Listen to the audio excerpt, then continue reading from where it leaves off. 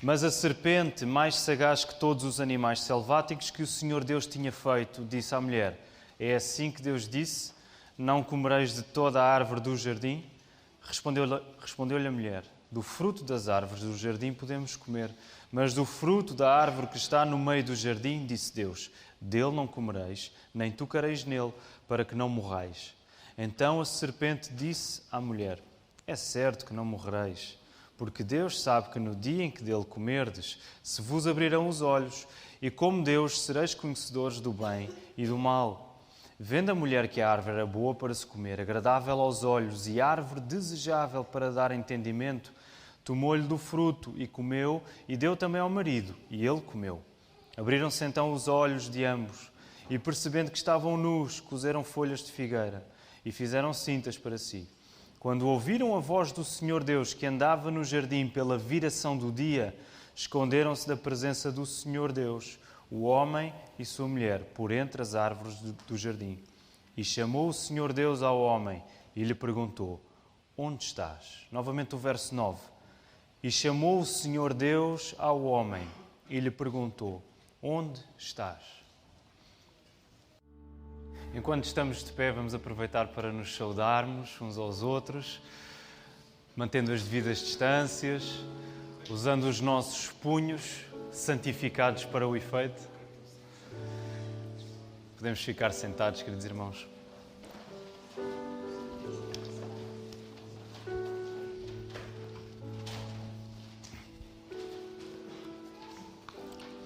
Depois de 2 semanas, nós fazemos um regresso hoje à nossa série de sermões no livro do Gênesis, série essa que se chama Olhos Abertos, e temos sido abençoados pela pregação da palavra. Amém, irmãos? E é isso que nós queremos continuar a fazer, pregar a palavra. Não temos nenhum plano de quando terminará esta série, Deus o sabe, mas queremos ir ao sabor da sua voz. É isso que nós queremos fazer esta manhã. E o sermão de hoje, seguindo o versículo 9, o último versículo que nós lemos, em que diz: e chamou o Senhor Deus ao homem e lhe perguntou: onde estás? O sermão de hoje pergunta também: onde estás?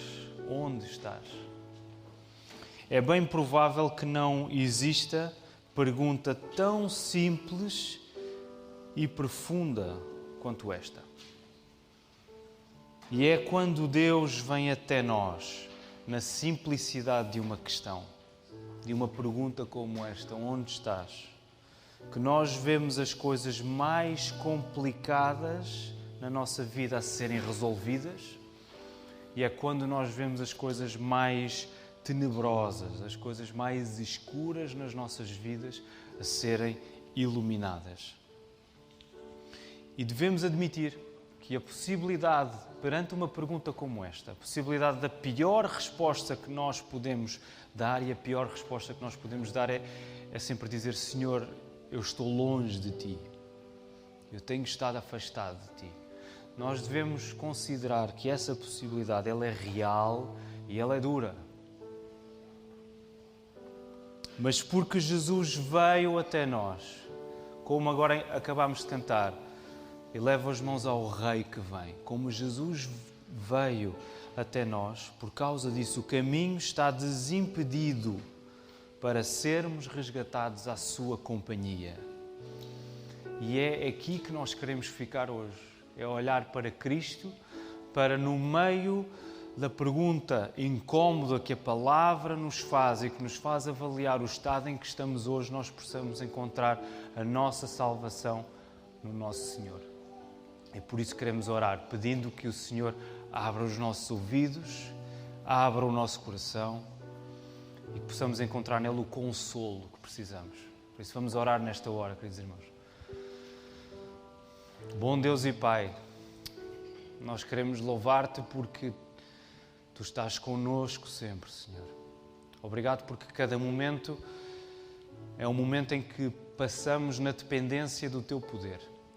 Não há qualquer aspecto da nossa vida que não seja sustentado pela Tua força, Senhor. Sustentado pela Tua palavra. E é à Tua palavra que nós nos queremos entregar agora, pedindo que Tu nos mostres o Teu Filho Jesus. Ele que é a perfeita revelação de quem Tu és.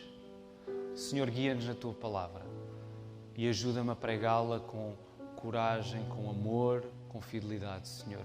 Que não seja eu a sobressair, mas que seja a Tua graça a invadir as nossas vidas, Senhor.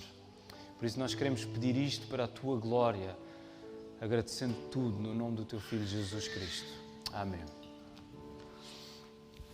Queridos irmãos, a este ponto nós temos uma ideia do que é que já aconteceu até aqui no texto, mas fizemos questão de ler desde o início, desde o verso 1, para termos o contexto bem presente nas nossas mentes e nos nossos corações. E o que é que já aconteceu até agora? Adão e Eva já comeram o fruto proibido, eles já fizeram vestes para si próprios, para taparem a sua nudez, eles já se esconderam quando ouviram a voz do Senhor que passeava pelo jardim na viração do dia, e agora Deus intervém. Agora nós encontramos Deus a intervir no acontecimento. E o texto, dependendo das traduções, eu não sei que tradução é que estão a usar, eu li na versão Almeida Revista Atualizada, o versículo começa com uma conjunção, e o Senhor chamou, ou noutras traduções aparece, mas o Senhor chamou o homem. Não sei quantos de nós aqui é que temos essa tradução, mas alguém tem? Uma, duas, somos poucos. A maioria provavelmente terá, e o Senhor chamou. Mas porquê isto é importante? Porque o texto sugere um elemento de oposição. Agora que Deus volta a entrar em cena, há uma oposição quando Deus vem e toma conta dos acontecimentos. E reparem, o pecado original, cometido por Adão e Eva, criando uma separação entre Deus e o homem, não encurta a mão de Deus. O pecado não encurta a mão de Deus. Não é pelo facto de o pecado ter entrado agora no mundo, na criação, que Deus passa a ser menos poderoso para tomar conta dos acontecimentos. Deus continua a ser soberano e Ele vai tomar conta daquilo que se está a passar. Adão e Eva erraram a sério. Eles desobedeceram mesmo. Mas Deus toma conta do que está a acontecer agora. E neste momento não há como não haver confronto como consequência do pecado. Não há outra alternativa agora que Deus vem e confronto acontece. Porquê? Porque não havendo possibilidade de existir comunhão entre a luz e as trevas, não podendo existir comunhão entre Deus, que é santo, e o pecado, o encontro possível entre Deus e o pecador é, antes de tudo e em primeiro lugar, um encontro de choque. Por causa do pecado, agora quando Deus vem encontrar-se com Adão e Eva e quando Deus vem encontrar-se connosco, antes de tudo, a natureza deste encontro é um encontro de choque, de embate. E no processo de Deus trabalhar a nosso favor, Ele vem primeiro contra nós. Já sentimos isto, certo? No processo em que Deus está a trabalhar nas nossas vidas, nós estamos a sentir vagas e vagas a virem para cima de nós. O próprio Deus a vir contra nós. E por isso, queridos irmãos, não pode haver uma verdadeira transformação das nossas vidas se essa transformação não começar com um verdadeiro choque frontal com Deus. Não há transformação se o Deus que tudo criou e que nos pede contas e responsabilidades não vier ao nosso encontro e não chocar de frente connosco. Não há transformação possível se não houver esse tipo de encontro com Deus.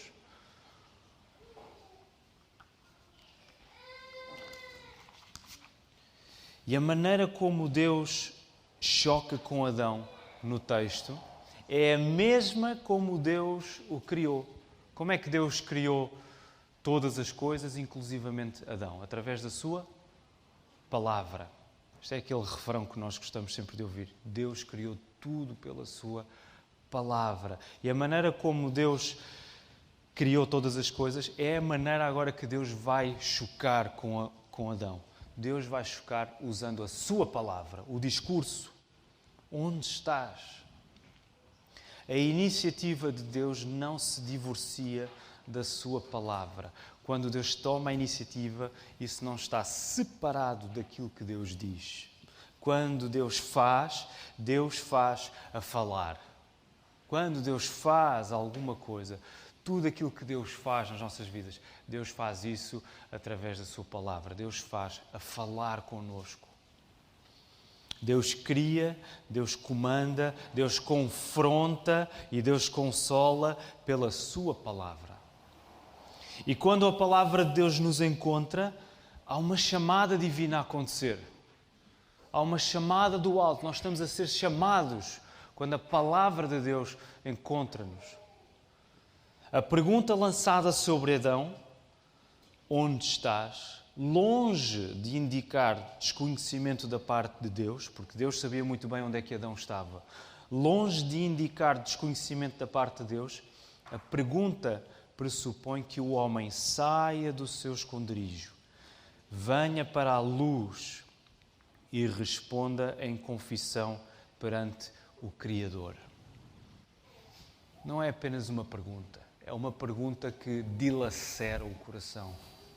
É uma pergunta que rasga a vida, é uma pergunta que rebenta com tudo.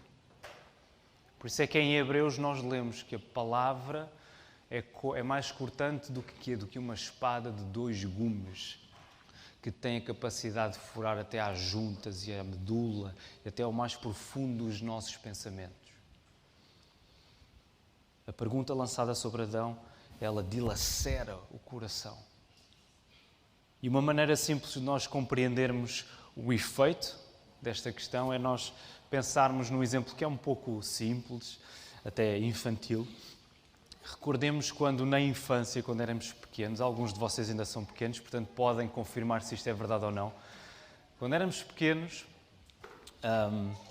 os nossos pais, ou só o nosso pai, ou só a nossa mãe, ou os dois ao mesmo tempo, chegavam até nós e perguntavam-nos: olha lá, o que é que fizeste? O que é que andaste a fazer? E nós, claro, ouvíamos aquela pergunta e pensávamos: eles já sabem o que é que eu fiz, já não? E nós éramos invadidos por aquela sensação de que havia um scan a ser feito às nossas vidas. Não havia nada que nós pudéssemos esconder. Nós estávamos ali diante do maior juiz de todos e não havia maneira de nos escondermos. Mais novos, é assim ou não é assim? Estou-vos a ver a rir, vou tomar isso como um sim. Não havia lugar para fugirmos. A única solução era assumir o erro e responder. Sabem, a nossa vida inteira é uma vocação, porque é dirigida e sustentada pela voz de Deus. É daí que vem a palavra vocação, da origem da palavra voz, vox. É por causa da voz de Deus que a nossa vida é uma vocação constante. Nós somos chamados a viver numa resposta constante à palavra de Deus. Todos os dias nós somos chamados pela palavra e somos chamados a viver essa vocação respondendo à mesma palavra. A palavra chama-nos e palavras são-nos pedidas. Não temos outra maneira de viver. Nós precisamos de verbalizar as nossas vidas diante de Deus, porque Deus criou a nossa vida através da sua palavra. E como Pai perfeito que é, Deus coloca-nos à mercê da mesma pergunta. Porque Ele é perfeito, Ele é um Pai perfeito, Ele mais perfeito do que os nossos pais eram. Ele coloca-nos à mercê dessa pergunta que, deixem-me dizer assim, ela arrebenta com as nossas vidas. E sendo uma pergunta que traz incómodo, esta pergunta deve ser entendida, deve ser assumida e vivida no contexto de uma conversa que Deus desenhou para ser constante. Deus criou-nos para nós termos comunhão com Ele, para nós conversarmos com Ele. Ainda agora lá em cima na classe de discipulado falávamos sobre isso. A oração é a respiração do cristão. A oração é aquilo que nós fomos criados para fazer, para falarmos com Deus. E também é nessa lógica que entendemos o pecado de Adão e Eva. Quando Adão e Eva deixaram de conversar com Deus, deixaram de ter comunhão verbalizada com o Deus Criador, eles passaram a conversar com quem? Com quem é que eles conversaram? Digam, força. Com o diabo. E começaram a receber as suas sugestões. No meio do choque, no meio do embate que esta questão traz às nossas vidas, há uma chamada a um diálogo, a uma conversa com o Deus que nos pede contas. Já pensaram o maravilhoso que isto é? Deus tem todo o direito de nos pedir contas e Ele pede contas à nossa vida. Mas Ele não faz isso sem que essa prestação de contas aconteça numa conversa entre pai e filho. E carregados com o peso da culpa, com o peso do nosso medo, da nossa vergonha que o pecado produz, nós não temos a capacidade para ver além da aspereza, além da dureza que a prestação de contas produz. O pecado em nós é de tal maneira forte que nós, quando a confrontação chega, nós não temos capacidade para ver o que isso de bom pode trazer à nossa vida.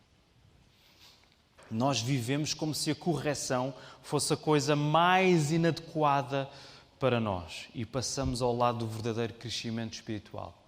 O que é eu ser corrigido? Não, isso não é para mim, eu sei muito bem para onde é que eu vou. A correção provavelmente é para o meu outro irmão que está completamente desgovernado. Correção para mim é a coisa mais inadequada neste momento. O que eu preciso é apenas desafinar aqui algumas agulhas segundo o que eu acho que deve ser feito. Meus irmãos, quando nós começamos a pensar assim, nós passamos ao lado do verdadeiro crescimento espiritual.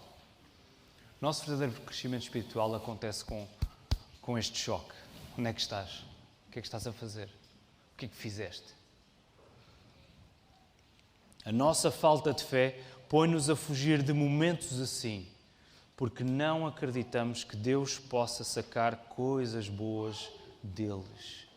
A nossa falta de fé põe-nos a fugir de momentos de confrontação, de choque, porque nós duvidamos que Deus é bom o suficiente para tirar coisas boas de momentos desses. Já pensaram nisso? E nós andamos a fugir de momentos assim. Não me digas isso. Ofendeste-me. A pior ofensa não somos nós homens que trazemos, é o Evangelho. É a palavra. Deus quer uma resposta da tua boca, porque a partir do momento em que colocas o teu coração em palavras, Ele deixa de estar escondido em ti para estar ao cuidado daquele que tudo conhece. A partir do momento em que nós colocamos a nossa vida em palavras diante de Deus, a nossa vida já não é nossa. Nós estamos, Senhor, toma conta disto. Por isso é que um exercício bem simples e bem prático que nos fazer é começar a escrever, nem que seja de maneira muito simples, a escrever as coisas que nós estamos a sentir, a escrever as nossas dificuldades, a escrever os pecados em que temos caídos, a escrever orações, dizer, Senhor, eu não tenho como dominar isto na minha vida, eu não tenho como solucionar nada disto. O meu coração está aqui à tua mercê para tu o transformares. Toma.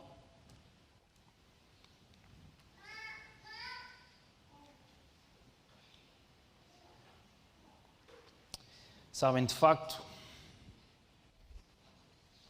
creio que a maioria de nós aqui admite que Deus conhece todas as coisas. Amém? Deus conhece todas as coisas. Ele conhece a minha vida, conhece a vida do Marco, do Nando, por aí fora.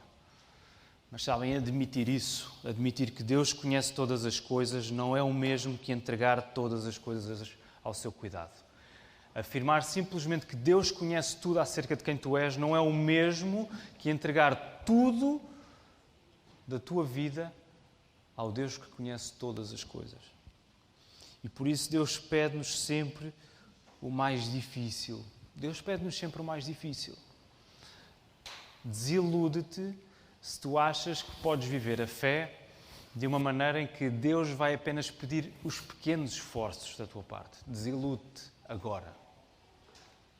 Deus vai pedir o mais difícil. E o mais difícil é irmos ao fundo das nossas vidas, lá à cave, onde ninguém vai, onde cheira a mofo. Ir lá ao fundo e trazê-lo para cima com palavras. Sabem porquê? Porque é isso que nós encontramos nas Escrituras. Lembram-se do Salmo 130? Como é que o salmista começa esse salmo? Das profundezas clamo a ti. Das profundezas clamo a ti. O sítio onde eu estou é profundo, Senhor. É daqui que eu vou clamar. É do abismo em que eu me encontro. É do abismo que eu sou. Das profundezas eu clamo a ti. E o que é a vida da Igreja? Este corpo vivo, corpo do Senhor Jesus. O que é a vida da Igreja senão esta lógica de choque também? Em que nos confrontamos uns aos outros, em que dizemos, meu irmão, como é que é? O que é que tu estás a fazer? Onde é que tu estás? O que é que tu achas que vais ganhar com isso? A vida da nossa Igreja é isto. O verdadeiro teste que comprova a confiança que tu tens no cuidado de Deus, o verdadeiro teste que comprova que tu estás a confiar no cuidado que Deus tem na tua vida, está no modo como recebes o cuidado da tua Igreja. Eu não estou a dizer que a Igreja nunca falha, ok? Mas eu estou a dizer que a Igreja é o corpo que Deus designou para que tu experimentes Cristo de uma maneira viva e material na tua vida. E sabem, coisas incríveis acontecem na tua vida quando te expões ao cuidado da Igreja. Coisas incríveis acontecem. E atenção, mesmo até nos momentos em que só consegues ver e sentir o choque. Mesmo quando a única coisa que tu consegues ver à tua frente e sentir é o choque, é o embate, é o sofrimento, é a dor, parece que não há caminho à frente. Meu irmão, confia, porque Deus é bom o suficiente para fazer coisas incríveis na tua vida. Por isso é que somos chamados a viver pela fé. Não vemos nos nossos olhos o caminho à frente. Mas Deus diz, anda, confia. Confia. Estás à rasca? Anda, ouve. Confia na tua Igreja? Confia em mim. Anda. E se no Jardim do Éden, e queremos terminar avançando para o fim, se no Jardim do Éden a pergunta onde estás resultou na expulsão de Adão e Eva, eles foram expulsos da presença física de Deus. Em Cristo, a mesma questão vem até nós com a promessa de sermos recebidos nos braços do Pai. Se no jardim a questão resultou em expulsão, em Cristo agora a mesma pergunta nas nossas vidas tem o efeito de nós sermos recebidos nos braços de Deus Pai. A primeira expulsão do Éden, de Adão e Eva, foi um prenúncio, foi um vislumbre de uma expulsão muito superior. Sabem onde? No Calvário. Quando Cristo clama na cruz, quando Cristo está crucificado e Ele próprio está a citar o Salmo 22, Ele diz, Deus meu, por que me desamparaste? Deus meu, porque me abandonaste? Quando Cristo, pregado na cruz, está a dizer estas palavras, nós escutamos a palavra eterna, o Verbo que se fez carne, a verbalizar o mais profundo e desesperado onde estás de todos. Já pensaram nisso? Deus que faz a pergunta no Gênesis, a Adão e Eva, onde estás? Para expulsá-los. O mesmo Deus encarnado, Jesus Cristo, toma essa pergunta para si mesmo, faz a pergunta, Senhor, onde estás? E fica em silêncio, não recebe resposta. Nesse momento os nossos pecados estavam a ser colocados sobre Ele, a nossa vergonha, a nossa culpa, o nosso medo. De uma vez por todas. Cristo foi desamparado, foi abandonado, ficou sem resposta quando disse, Senhor, onde estás? Para sermos recebidos nos braços do Pai. E agora, Quando Deus choca connosco na sua palavra, Ele coloca o seu Filho, a palavra eterna, diante de nós. Quando o Senhor choca connosco, quando o Senhor traz confronto à nossa vida, sabem para onde é que Ele nos aponta? Para Cristo. Agora, quando o nosso coração é rasgado, quando as nossas vidas são rebentadas ao meio por esta palavra, nós escutamos o Filho, nós escutamos Cristo, nós escutamos a palavra eterna a chamar: vem a mim, tu que estás cansado e sobrecarregado. Vem a mim, tu que estás nas profundezas, porque eu estive na maior profundeza de todas. E por isso eu te aliviarei. Vem a mim, tu que estás cansado e oprimido, e eu salvar-te-ei. Que o Senhor nos ajude.